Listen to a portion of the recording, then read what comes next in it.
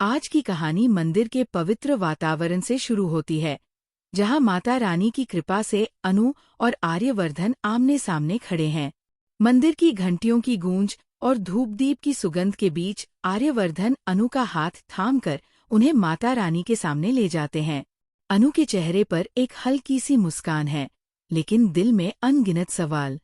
तभी आर्यवर्धन गंभीर आवाज में कहते हैं, अगर तुम सच में मुझसे प्यार करने लगी हो तो पहले मेरी जिंदगी की सच्चाई सुनो, उसके बाद ही कोई फैसला लेना। अनु हैरान होकर कहती है, मैं सब कुछ सुनने के लिए तैयार हूँ, आप सच बताइए। आर्यवर्धन गहरी सांस लेते हैं और अपनी बीती जिंदगी का राज खोलते हैं। वे कहते हैं, मेरी पत्नी का नाम राजनंदिनी था। मैं उनसे बहुत प्यार करता था, लेकिन एक हादसे में उनकी मौत हो गई। वो हादसा था या किसी की साजिश, इसका सच आज तक सामने नहीं आया। राजनंदिनी के जाने के बाद मैंने कभी किसी और के बारे में सोचना तक बंद कर दिया। मैं नहीं चाहता कि तुम्हारी जिंदगी इस सच की वजह से बर्बाद हो। अनु की आंखों में आंसू आ जाते हैं। वह कांपती आवाज में पूछती है, क्या इसके अलावा भी कुछ सच है? आर्यवर्धन थोड़ी देर चुप रहते हैं और फिर कहते हैं, हाँ, एक और सच है कि मैं आज भी राजनंदिनी को भूल नहीं पाया हूँ। लेकिन जब से तुम मेरी जिंदगी में आई हो, मेरे अंदर बदलाव आने लगे हैं। अब मैं जब भी सोता या जागता हूँ, तुम्हारा चेहरा ही सामने आता है। मुझे समझ नहीं आ रहा कि ये सब मेरे साथ क्या हो रहा है। ये सुनकर अनु भावुक हो जाती है। तभी पीछे से आर्यवर्धन की माँ आ जाती है और सारी बातें सुन लेती है। वो आगे बढ़कर अनु से कहती है, आर्यवर्धन के मुंह से मैंने कई बार तुम्हारी तारीफ सुनी है, लेकिन ये नहीं जानती थी कि मेरा बेटा तुम्हें अपना दिल दे बैठा है। अनु दंग रह जाती है।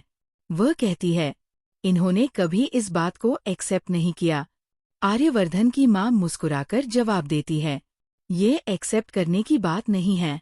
आर्यवर्धन तुमसे प्यार करता है, यह उसकी आंखों में साफ झलकता है। जब जब तुम उससे दूर जाने की कोशिश करती हो, भगवान तुम्हें दोनों को फिर से मिला देते हैं।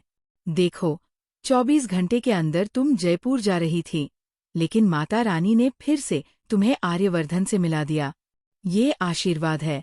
अनु आंसुओं में भी मुस्कुराती है और कहती है, मैंने भी यही कहा था कि अगर 24 घंटे के अंदर हम मिले, तो इसका मतलब माता रानी का आशीर्वाद हम पर है। आर्यवर्धन अब साफ साफ कहते हैं, हाँ, मैंने ये कहा था और आज मैं इसे एक्सेप्ट करता हूँ। मैं तुमसे शादी करना चाहता हूँ। अनु खुशी से फूली नहीं समाती। लेकिन दोस्तों, कहानी यही खत्म नहीं होती। असली मुश्किल अब शुरू होती है। मानसी फोन पर मीरा को सब कुछ बता देती है कि अनु नाम की लड़की को आर्यवर्धन ने प्रपोज किया है।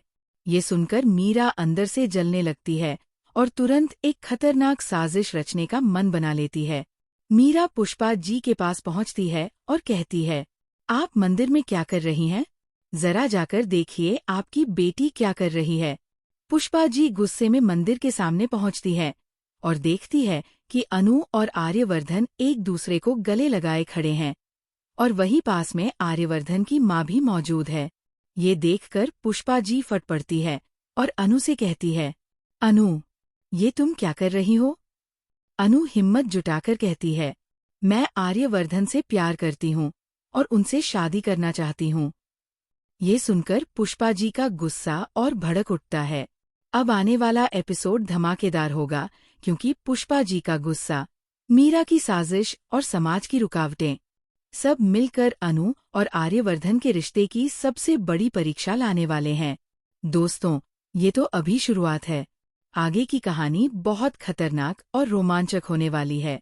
फिर मिलेंगे एक नई कहानी के साथ। तब तक के लिए खुश रहिए, सलामत रहिए और देखते रहिए द ड्रामा सीरियल हिंदी।